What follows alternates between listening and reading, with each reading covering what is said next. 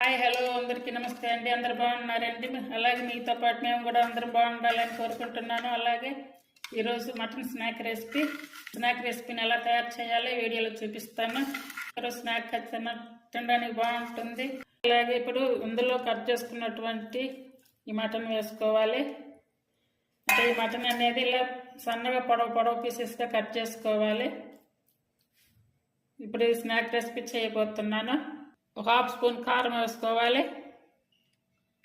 అలాగే టేస్ట్ సరిపడా salt, half spoon jeera powder, half spoon chilli flakes, ధనియాల పౌడర్ హాఫ్ స్పూను, పావు స్పూన్ గరం మసాలా, కొంచెం కసూరి మేతి అంటే ఒక స్పూన్ వరకు తీసుకోవాలి. ఒక హాఫ్ స్పూన్ మ్యాంగో పౌడర్ అంటే ఈ ఆమ్చూర్ పౌడర్ వేసుకోవడం వల్ల మనం లెమన్ అలాంటివి ఏం కలుపుకోవడం సరిపోతుంది. ఒక స్పూన్ కార్న్ ఫ్లోర్ వేసుకోవాలి.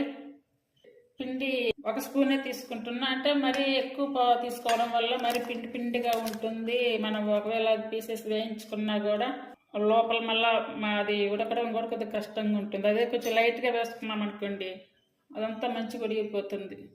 కొంచెం సోంపు పౌడర్ వేసుకోవాలి. అంటే ఇందులో కొంచెం ఒక స్పూన్ ఆయిల్ వేసుకోవాలి. ఇప్పుడు ఇదంతా కూడా మంచిగా కలుపుకోవాలి. అంటే ఇప్పుడు ఆయిల్ తీసుకున్నాం కదా, ఆయిల్ కొంచెం కాసిన ఆయిల్ వేసుకుంటే మంచిగా ఉంటుంది. కొంచెం లైట్గా వాటర్ పడితే వేసుకోవాలి, లేదు కరెక్ట్ సరిపోతుంది అనుకుంటే వాటర్ కూడా అవసరం లేదు.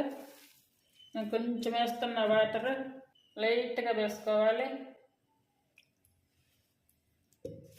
కసూరి మేతి ఆకలిగా వేసాము కదా, తినేటప్పుడు కూడా మంచి ఫ్లేవర్గా తగులుతుంది అక్కడిక్కడ.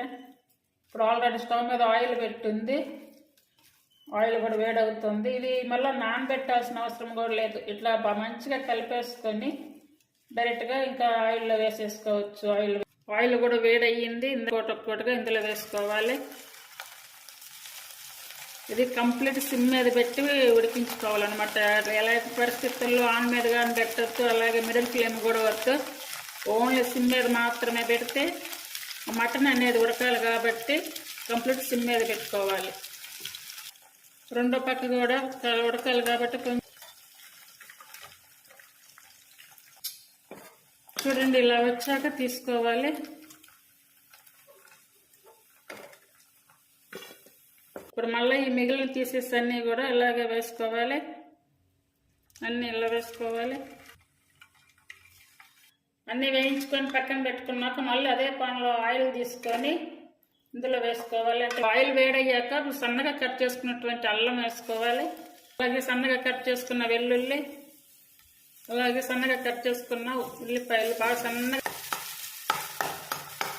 సరిపడా సాల్ట్ వేసుకోవాలి. అంటే ఇందాక ఆల్రెడీ వేసాం కాబట్టి కొంచెం తగ్గించుకొని వేసుకోవాలి సాల్ట్. ఒక పావు స్పూన్ జీరా పౌడర్, ఒక పావు స్పూన్ కారం, ఇప్పుడు సన్నగా కట్ చేసుకున్నటువంటి కొత్తిమీర కాడలను కట్ చేసి వేసుకున్నాను నేను. ముందుగా వేయించి పెట్టుకున్నటువంటి మటన్ పీసెస్ అన్నీ కూడా వేసుకోవాలి.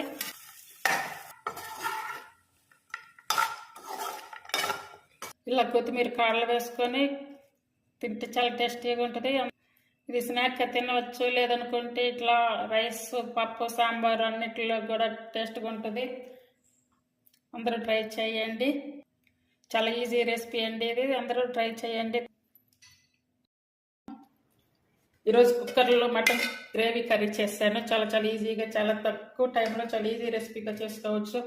ఇది ఎలా తయారు చేయాలో ఈ వీడియోలో చూపిస్తాను. చూడండి, ముందుగా ఇందులో టమాటా, ఉల్లిపాయ, అలాగే గసగసాలు వేసి ఉడికించాను. ఇప్పుడు ఇవి చల్లారి పెట్టుకోవాలి. నేను పచ్చిమిర్చి అవి కట్ చేసుకోవాలి. ఉల్లిపాయలు కట్ చేసుకున్నాక ఇప్పుడు చూడండి ఉడికించుకున్నటువంటి టమాటాలకి పైన పొట్టు తొలగించుకోవాలి. వీటిని ఇప్పుడు పేస్ట్ చేసుకోవాలి.